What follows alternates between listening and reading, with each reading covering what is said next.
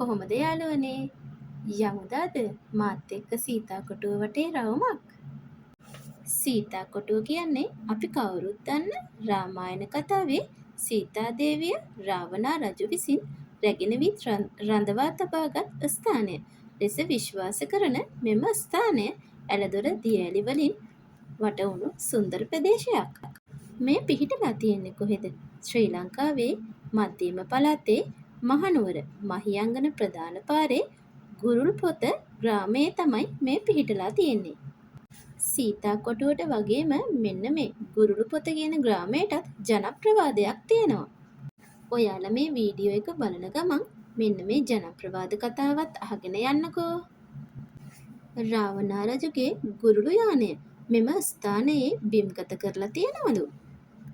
ඒ වගේම යාළුවනේ රාවණා රජුගේ යන්ත්‍ර මන්ත්‍ර පිළිබඳ සඳහන් ගුරුළු පොත නම් පොත මෙම ස්ථානයේ සීතා දේවිය විසින් පරිශීලනය කරන බවට සාධක තියෙනවලු.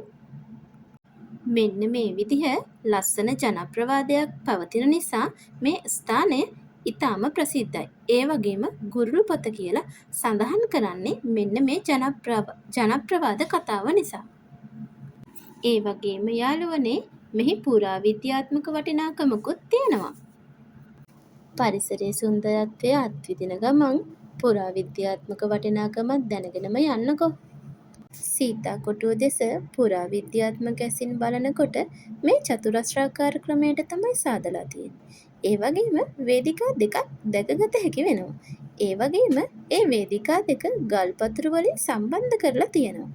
පසු කාලීනව මෙහි භික්ෂු ආරාමයක් පැවති බවටත් සාධක තියෙනවා. සීතා කොටුවේ ජල උද්‍යාන වගේම හුණුගල් ගුහාවකුත් ඇති බවට සාක්ෂි තියෙනවා. වරක් ඔබ මෙහි ඇවිත් ගියොත් ගස් අතරින් ඉතිහාසය කීවේ කෙසේදැයි අත්විඳින්න ලැබේවි. සීතා කොටුව සංසුන් ගවේෂකයාගේ රහසිගත සංසුන් නැවතුම් ස්ථානයක්. මధුවිත් ට්‍රැවල් හරහා මෙවැනි සැඟවුණු ස්ථාන සෙවීමට එකතු වෙන්න. සීතා කොටුවට ලයික් එකක් දාන ගමන් යාළුවන්ට බලන්න ෂෙයා කරගෙන යන්න. ඉතින් යාළුවනේ තවත් මේ විදිහේ ලස්සන වූ සුන්දර වූ ගමනක් එකතු කරගෙන යන්න අපිව ෂෙයා කරගෙන සබ්ස්ක්‍රයිබ් කරගෙන ලයික් බටන් එකත් ඔබාගෙනම ගිහින් එන්නකෝ.